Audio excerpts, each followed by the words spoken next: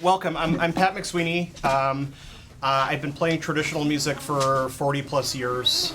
Started playing Irish traditional in high school because my mom's family is Irish from Panama. They dug the canal because that's the kind of work you could get back in the day. And then my dad's family, Irish and Belgian refugees from war and settled in the East Bay of San Francisco East Bay. I've lived in LA since high school. Married my high school sweetheart. She's out about in Astoria with our dog this morning. LA just being, oppressively enormous. There's just so much rich cultural stuff. I think I said at the concert last night, I can drive from downtown to Santa Monica and eat every state of Mexico. And I'm not joking. I'm like, do you feel like Oaxacan today, or do you feel like, Jalisco, or, so. I have the opportunity to play a lot of Irish trad, which is great. I've fallen in love with everybody else's music, so that's sort of how I came to this. Started listening to klezmer music, which is where you get from an Irish, basically Irish 4/4, but into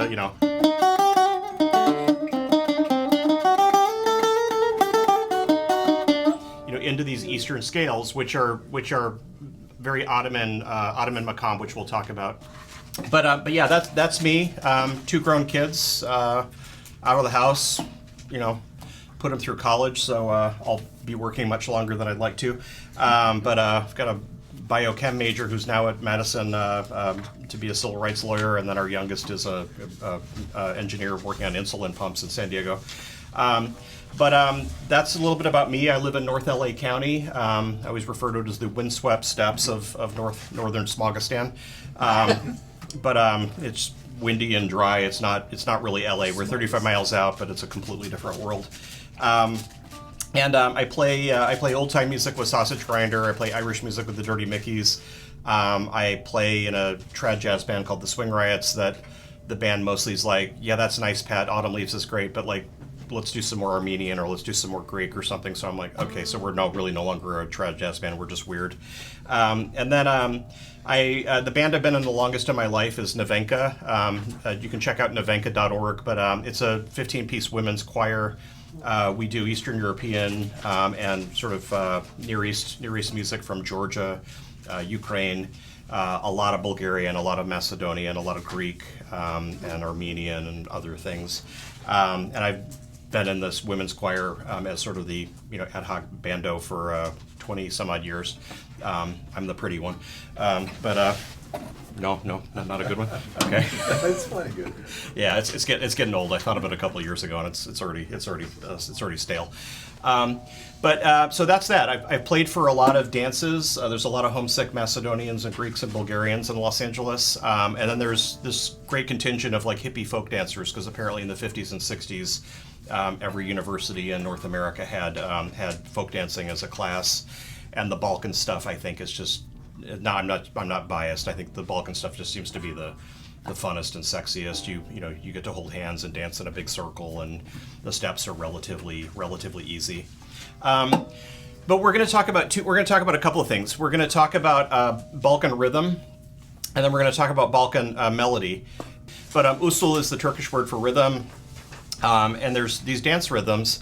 I wrote up here what a basic 7/8 looks like. So it's 3/8 notes, or more often a quarter note and a dotted eighth, and then a couple of eighth notes. But you can think of it as 3/8 notes, plus 2 plus 2, or you can just think of it as long, short, long, short, 1 2 3 1 2 1 2 1 2 3 1 2 1 2, and the vast majority of dance rhythms of usul in the Balkans and Anatolia follow the pattern of either 3 or 2, groups of 2 or groups of 3/8 notes. So we'll I'll just demo this really quick. We'll actually do this tune in a bit, but.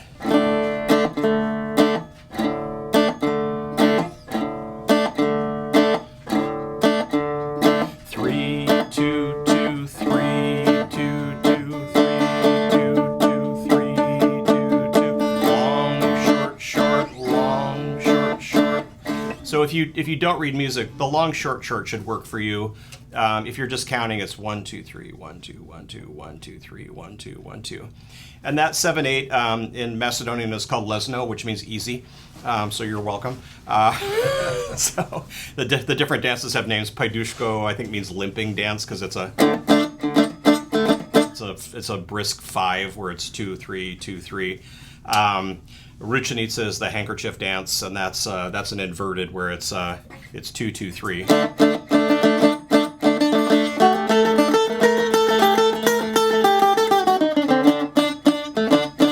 That's a really popular one. Kopanica, which is it's a step in the dance, is at 11. The 11 is really common.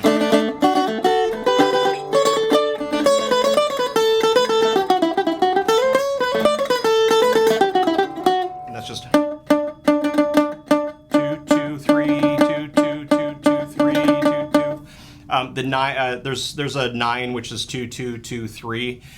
Which is everywhere. It's everywhere in the Balkans. Dave Brubeck's Blue Rondo a la Turk, this is what he heard and came back and messed it up in a really beautiful, good way.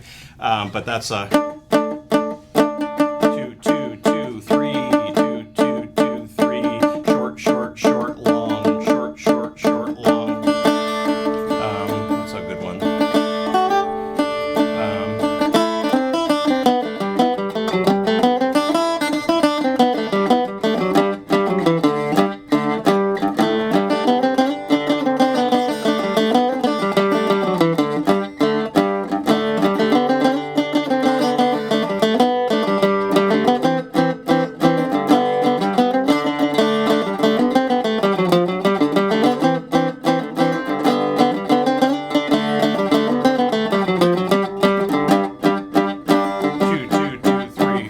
So that's the breakdown. Almost every, I shouldn't say almost every, but like the vast majority of Turkish, Greek, Armenian, Kurdish, a lot of Arabic music, and then definitely the sort of Slavic Balkans, so Macedonia, Bulgaria, Albania, South Serbia.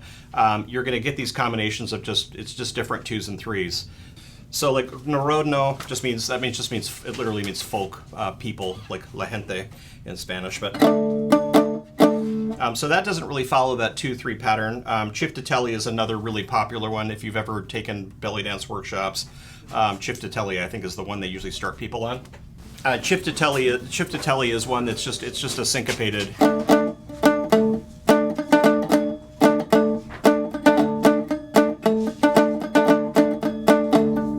And then we're gonna, if we have time, we're gonna learn a zebekiko, which is a Greek tune in 9, and it's the same rhythm but with an extra beat. Anybody know who Hank Bradley is? Yeah, old-time fiddle player, but also a Greek rebetiko musician. But he teaches this. Let's see, I'll substitute the word a-hole for Viking. But I am a Viking. I am a big Viking. I am a Viking. I am a big Viking. So it's literally it's a chiftatelli rhythm, but then there's an added beat at the end. So we'll actually cover a tune that is in that dance rhythm. But I think for right now, let me talk a little bit about makam, which is mode or scale. And I've had 5 or 6 makam teachers in the last 20 plus years. Very defensive about it's not a scale, it's not a mode, it's a feeling or an expression. And the way you approach this music, it really is like, I don't know, like I guess blues. Like I want to, I'm a little sad, I'm going to play the blues today. You don't say I'm going to play a pentatonic major scale. You're like, I'm going to play minor blues or major blues or whatever. But like when we talk about makam, it's a feeling or an expression. And there's a lot of them, so I'll demo a little bit and then we'll get into this, I promise. But one of the most basics is that's called rast. Sounds a lot like do, re, mi, fa, sol, la, ti, do. Typically there's microtones, but makam is very forgiving. You don't have to play the microtones, but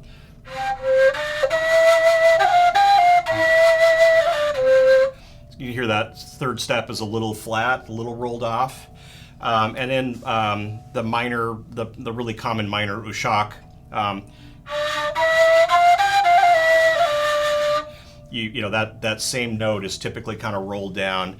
A lot of the Greek bouzouki players, because Greek bouzouki 100 years ago was a tied fret instrument that was capable of playing microtones. A microtone is just it's a note that's kind of between the black and white keys of a piano, or frankly between your frets. So, but a lot of Greek musicians will play like they'll roll it off to imply. They'll roll it off to imply a partially flat note. So that's just kind of the way that music has evolved, because at this point, Greek bouzouki's are all fretted, except for fanatics like me who like seek out makers who are making tight fret instruments and that. But for us today, I just wanted you to know that's out there. If you play violin or you play any sort of instrument capable of microtones, it's something you might get into. Like when I first started playing Irish music, in high school, I was listening to old recordings of like John Doherty, the sort of seminal fiddle player from County Donegal, who born in the late 1800s, actually recorded a little bit.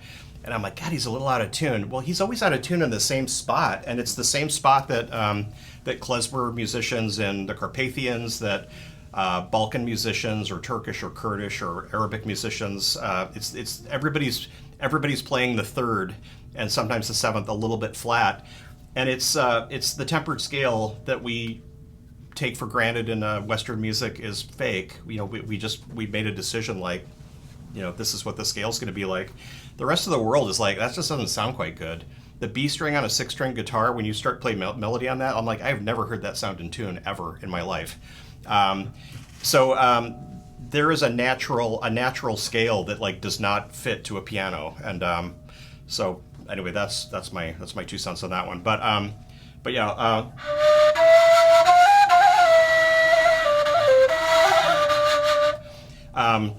That's kind of the core of makam, is just that expression. I was following the New York Arab Orchestra, and one of the two co-leaders, he talked about a makam that is typically tempered.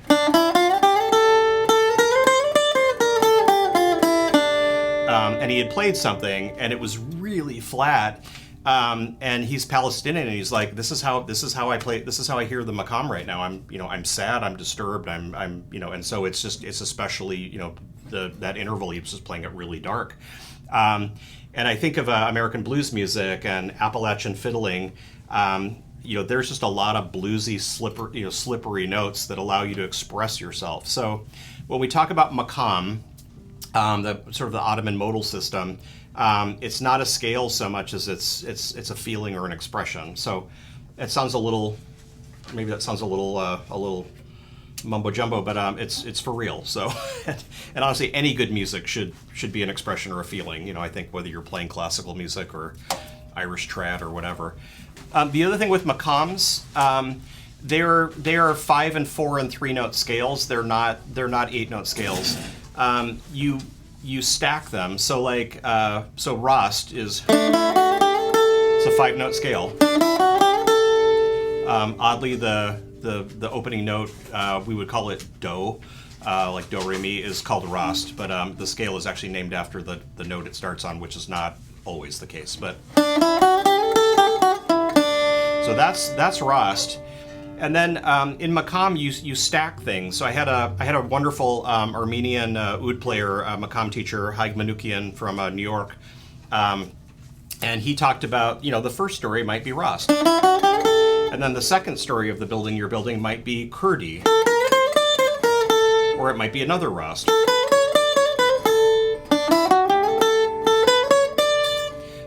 So for me, coming to this music, when I realized I really only had to learn a 4-note scale, like this became a lot less intimidating. So I hope that kind of helps. And as you kind of work around, you just have so many options. So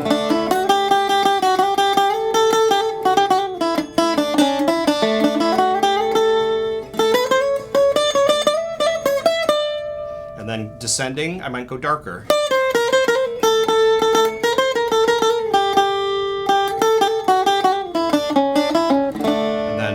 resolve back on Rost. But these intervals you can stack them. Hijaz, my makam teacher, he talked about the first story, the second story. Sometimes there's an attic, sometimes there's a basement. So you can kind of stack these things. You can just stack these things in different orders. So a good one is Nakriz.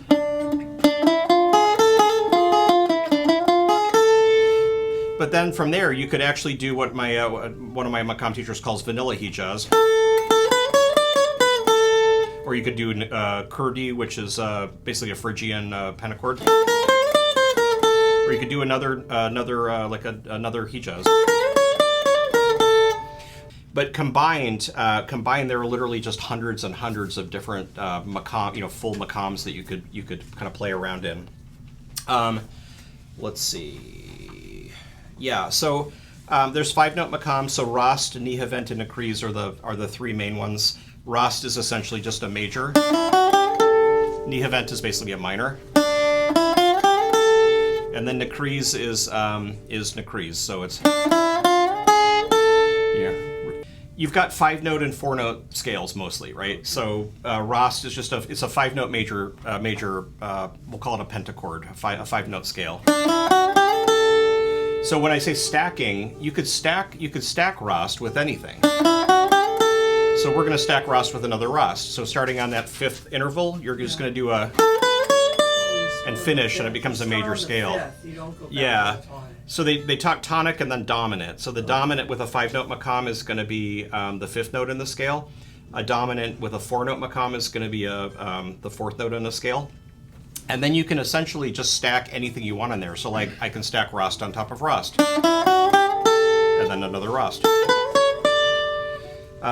So that's that. There's the three, what I would call core 4-note makams are Ushak, which is minor. It really wants the second interval to be flat. We can't do that today, but. And then Kurdi, which is a Phrygian mode.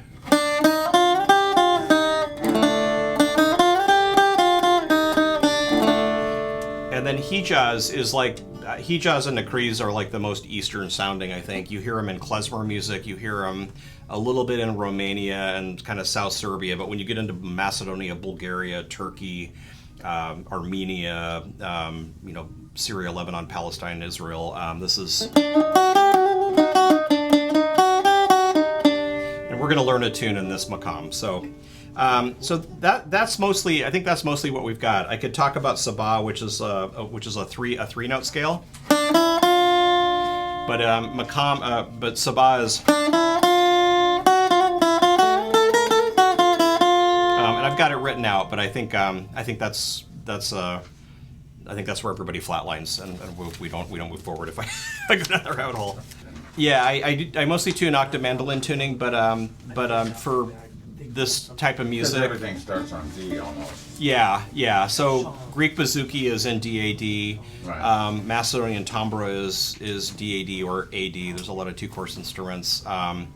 Levantine bouzuk is the same intervals, but just down a step. It feels good. There's Albanian instruments that are also tuned like this. So yeah, if it helps you, a lot of these things fit really nicely in DAD tuning, but I'll call the notes out, and if you read, do whatever works for you. I'm normally G, D, A, E, so I just drop the E to a D. If you're in C, D, G, A, is there a way to do that? There might not be a way to do that if you're in, like what I would call standard tenor tuning. How do you tune? Tenor. Yeah, I mean, you could raise the C and the G string both up a step and you'd be in DAD, but we're gonna do this 7/8 rhythm, so.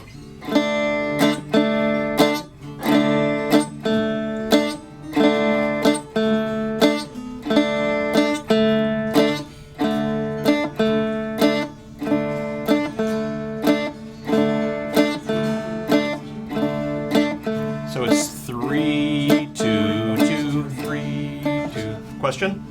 Just play those two strings right here.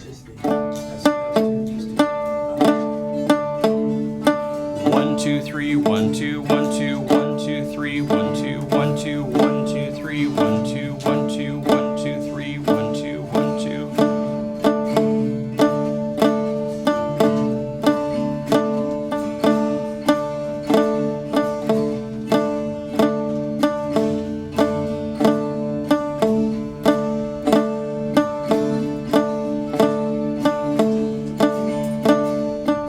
I'm sorry, Matt, you already learned this.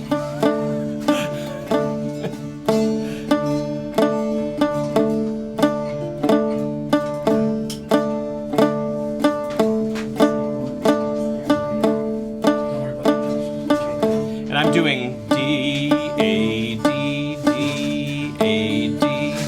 But you can just do straight chords. You can do anything you want. Just get the rhythm right.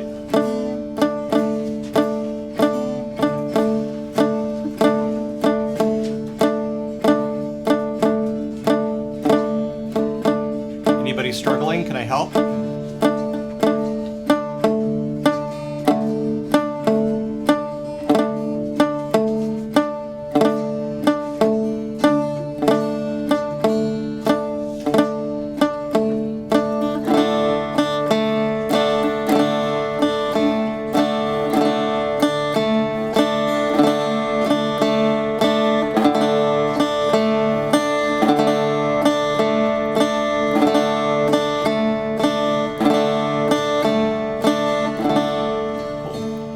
So easy, the Macedonians named it easy. So, that's the rhythm. Let's try this with chords, the chords are D, G minor, and C minor, and that's it. But let's run just the top line. So it's going to be D minor, dun dun, G minor, dun dun, G minor, dun dun, C minor, dun dun. So I'll slow that down, and I'll just do 2 bars of D. And now D chord, G chord, G minor chord, C minor chord. So let's try this. We'll do 2 bars of 7 in D, and then we'll do the D, G minor, C minor, and I'll call the chords out unless I blow it. 1 2 3 1 2 1 2 1 2 3 1 2 1 2.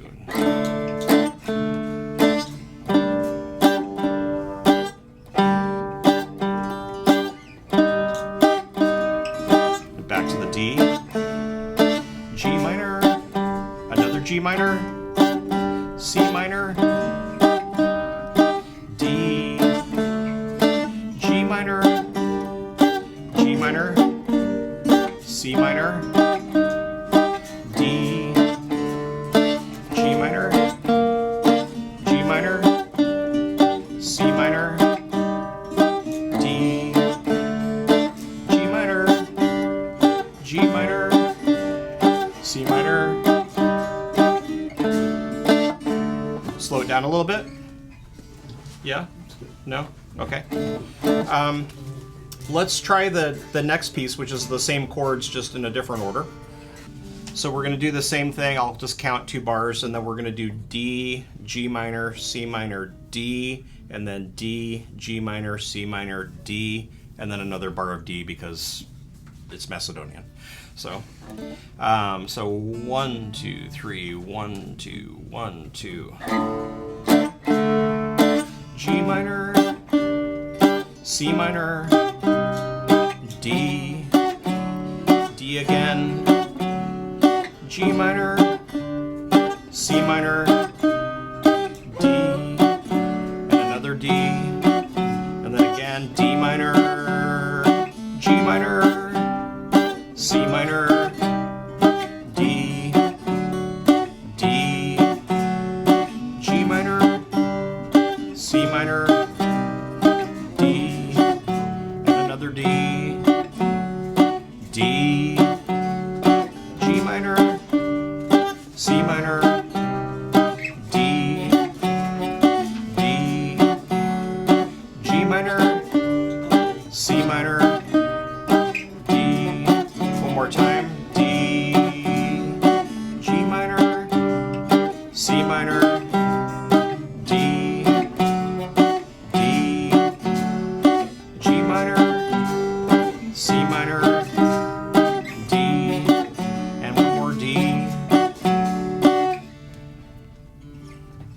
playing chords in 7.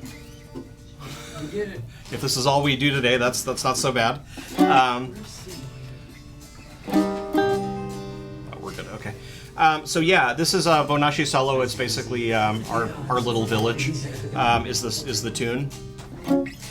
The actual melody is in the makam Hijaz. So it's the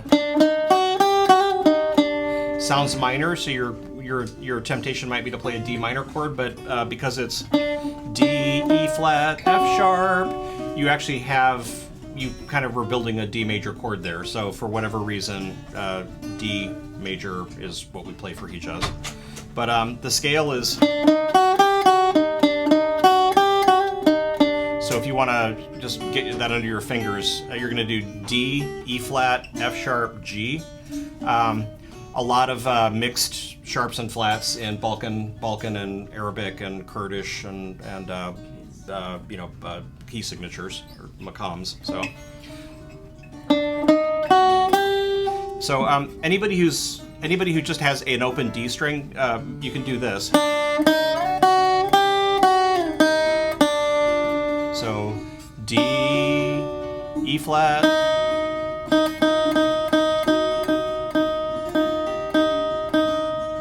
And then F sharp.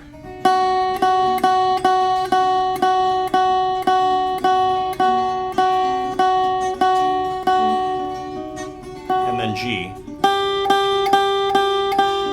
And Hijaz is a four-note makam, so that's the makam. We'll go up, we'll go all over the place, but that's the basic of this piece.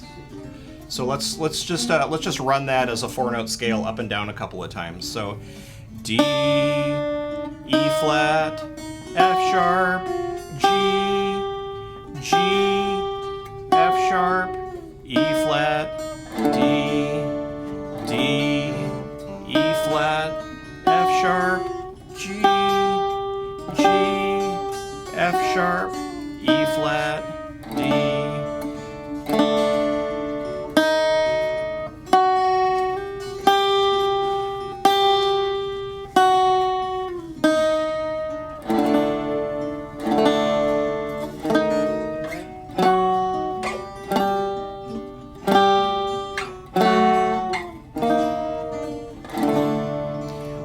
So that's the basic makam of this particular piece, and you'll hear this everywhere. I think I first heard it in klezmer music over what sounded like an Irish reel, and I'm like, I want to learn that. So this extends. There's different versions of Hijaz. There's this is my teacher calls this vanilla Hijaz. It's Hijaz, but.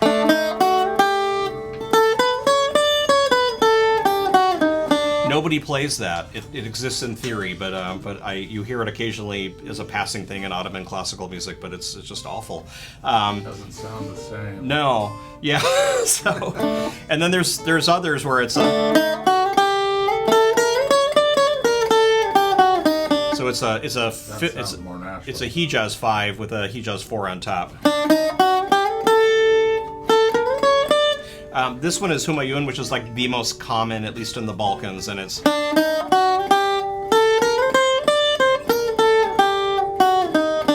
So it's basically. What do we have this as? Yeah. So it's the Hijaz 4, and then it's essentially a minor scale going up.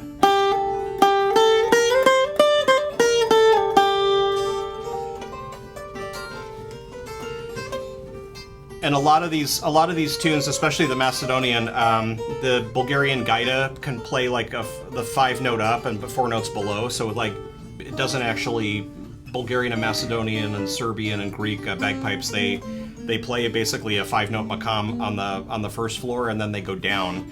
So there's not a lot of extension. So this is a pretty simple melody that really doesn't deviate too much from that. So let me play the melody, and we'll give a shot. Anybody who wants to play melody over the chords, we'll try that in just a sec. The melody is.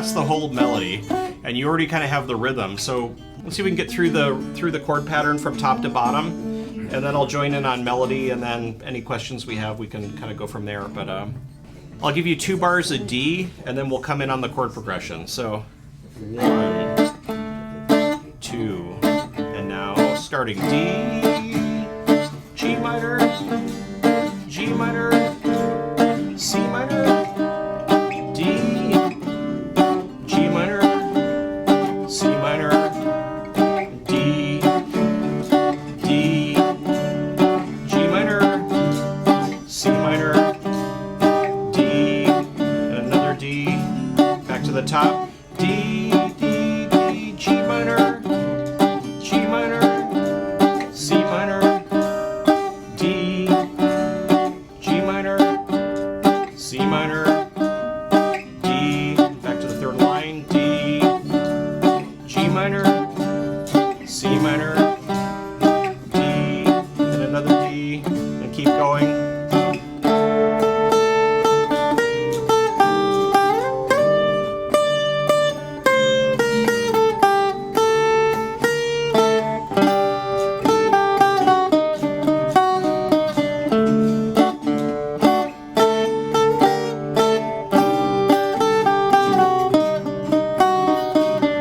And then back to the top.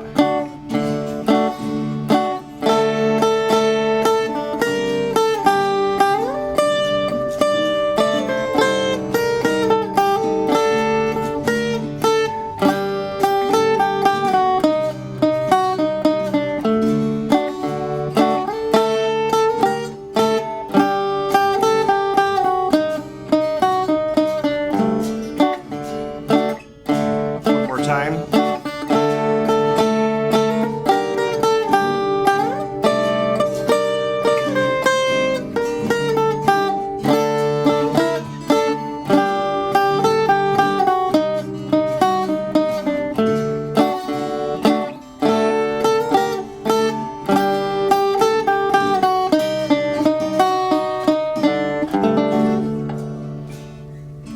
Okay, you've played in 7. Played something. Played something in 7. This I think this hopefully gives you a little more vocabulary. Honestly, if you were playing in a rock band, I think knowing a little bit of Hijaz, that could be really fun. And then the 7s and the 9s and the stuff. If you just think of it as pairs of 2s and 3s and different combinations, that's basically it. There's a Bulgarian dance in 25, and it's like da da da da da da da da da da da da da da. It's like it's the 3 we just did, the 7 we just did. 3 2 2 3 2 2, and then it's 2 2 3 2 2. And as weird as that is, people all know the dance and they don't think about it, and the musicians I think mostly don't think about it. It's just like, okay, this is the groove. Taksim, it's Taksimi in Greek because the Greeks add an I to everything and it becomes Greek. But Taksim across most of the Balkans and the Near East, it just means a solo in a specific makam, so an improvised solo, generally just stream of consciousness. I did one last night with Matt for this Armenian piece that we did. But just soloing over a D drone, either in rhythm or not rhythm. A lot of taksims are just.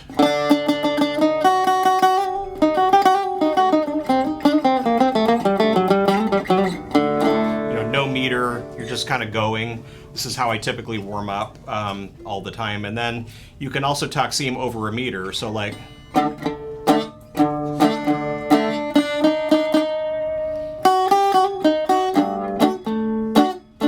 So that's a big part of this music.